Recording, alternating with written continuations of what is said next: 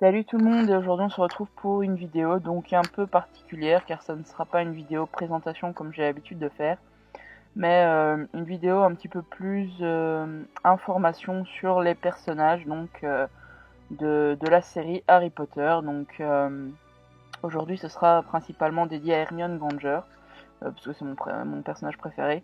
Donc je vais vous présenter donc ce personnage en détail. Et donc voilà, ça sera consacré uniquement à ça, à Hermione aujourd'hui. Donc on va commencer. Donc Hermione Granger, qui deviendra par la suite Hermione Weasley, est née le 19 septembre 1979, 79 pour les Français, de parents moldus qui sont des dentistes. Elle est connue donc pour être une élève studieuse, qui étudie beaucoup, qui lit beaucoup, connue pour être Mademoiselle Je sais tout. Sa baguette donc est en bois de vigne avec un ventricule de dragon de 27,30 cm.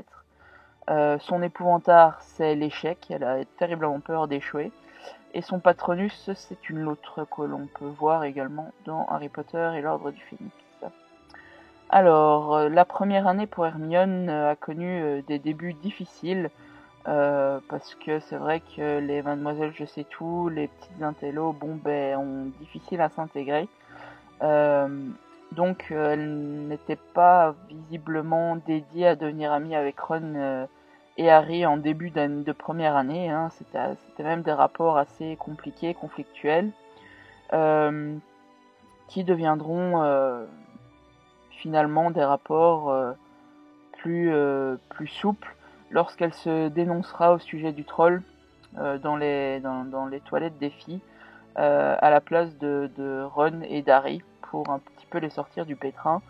Et le trio donc devient très très soudé à partir de cet instant, et Hermione devient donc la meilleure amie de Ron et de Harry, et ils deviennent très vite inséparables.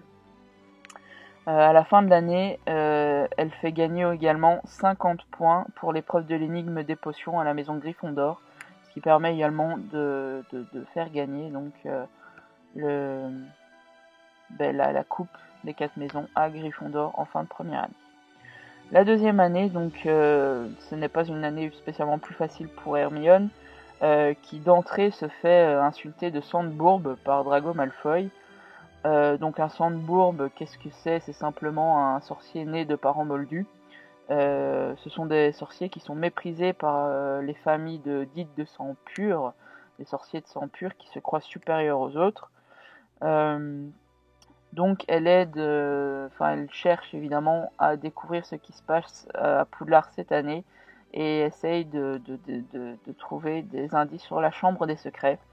Malheureusement, avant de pouvoir communiquer les informations qu'elle a trouvées, elle se fait pétrifier, ce qui fait que pendant toute une partie du film, on ne la verra plus, et même de l'année, du fait que elle ne sait pas faire grand chose, mais elle aidera également Harry et Ron à découvrir quel est le monstre qui se cache dans la chambre des secrets, qui est un basilic. Donc voilà, pour sa deuxième année, ce qui n'a pas été simple pour elle. En troisième année, Hermione, toujours aussi studieuse, trouve le moyen de suivre tous les cours qui sont proposés à Poudlard pour son année, bien sûr grâce au retourneur de temps qui lui permet de jouer un petit peu avec le temps. Et c'est grâce à ce retourneur de temps qu'elle arrivera aussi à sauver Sirius Black et Buck en fin d'année. Donc tous les deux, Buck qui risquait de se faire exécuter à cause d'une blessure infligée à Drago Malfoy, et Sirius Black, c'est un prisonnier qui s'était échappé, etc. etc. Là on se concentre sur Hermione, donc on va pas délibérer sur le film.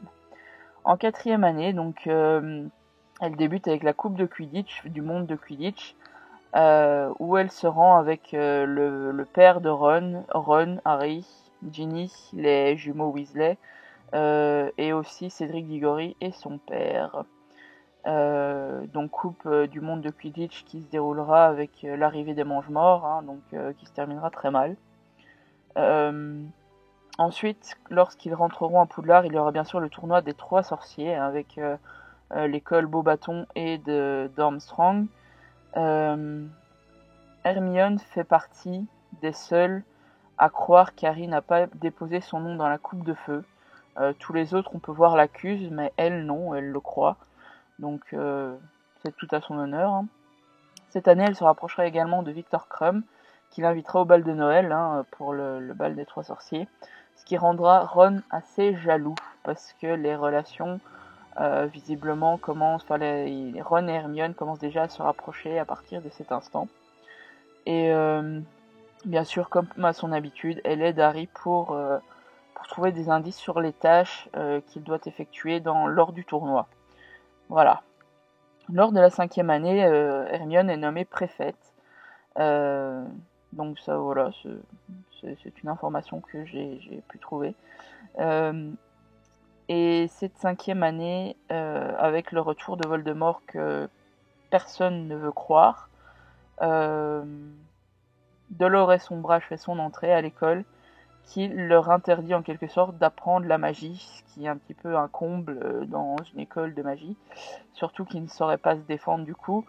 Elle demande à Harry d'enseigner à la place d'Ombrage, lui qui a déjà fait face à plusieurs événements contre les forces du mal. Donc ils créent ensemble l'armée de Dumbledore, avec plusieurs élèves, donc où ils apprennent à des sortilèges pour se défendre justement contre s'ils étaient attaqués par les forces du mal. Ensuite, elle accompagne Harry et d'autres élèves donc de l'armée de Dumbledore au ministère de la magie pour aller sauver Sirius Black, même si c'était un piège en réalité, vu qu'ils sont pris au piège par des mange-morts, et ils se mettent bien sûr à fuir. Hein. L'ordre du Phénix vient les secourir en quelque sorte, et à ce moment-là, Hermione est blessée à la jambe par un sortilège lancé par Antonin Dolohov. Donc voilà pour la 5e année.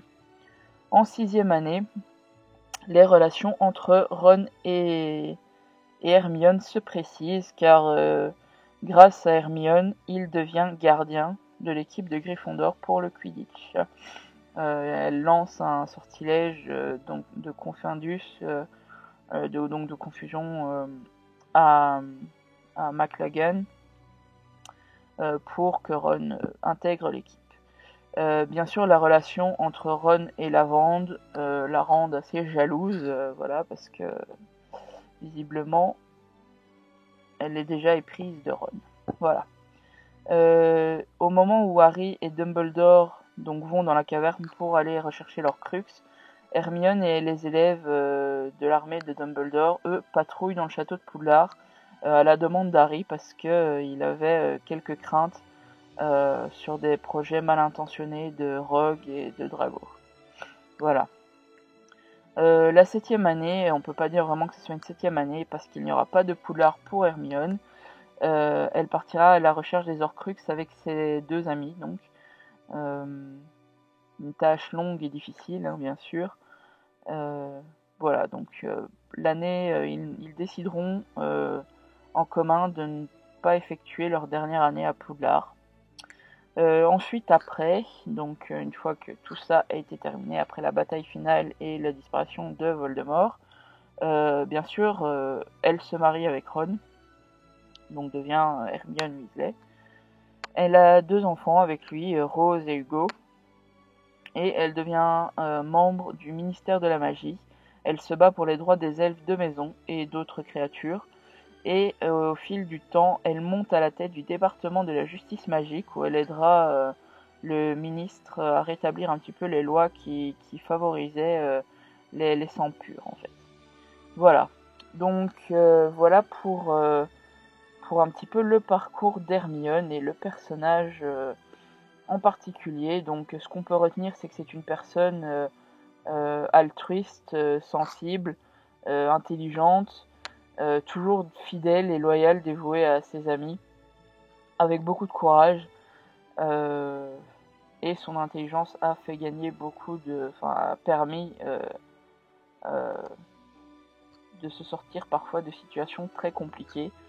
Donc un personnage vraiment, je trouve, très bien pensé, et et voilà, je trouve que c'est vraiment une très belle personne, un très beau personnage. Et donc voilà, on finira cette vidéo là-dessus. Donc j'espère que cette vidéo vous aura plu et je vous dis à bientôt pour une prochaine vidéo. Salut!